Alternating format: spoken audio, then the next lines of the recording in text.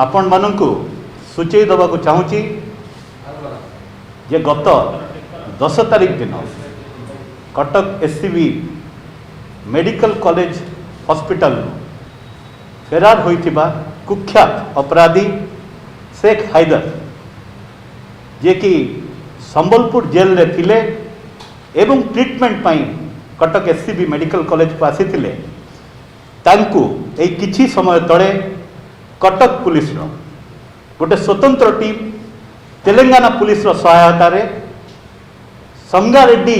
जिला पाखरु गिरफ करी। मु पुणी सूचई देवाक चाहे शेख हैदर जड़े जनाशुना अपराधी जे कि दीर्घ 16 वर्ष धरी जेल रे थिले एवं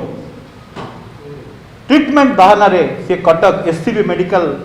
कॉलेज को 23 मार्च रे आसीथिले एवं 10 एप्रिल प्राय 4:15 रु 4:30 भितर जो गार्ड पार्टी को ड्यूप करके निशाग्रस्त करके सी एठू खसी चली जाइथिले। तापर कमिशनरेट पुलिस विशेषकर कटक सहरांचल पुलिस पूरा दम रे काम रे लागिथिला एवं शेष रे आज संध्या बेले आम कटक पुलिस रो जो दुईटा टीम थिला तेलंगाना रे सेमानंकु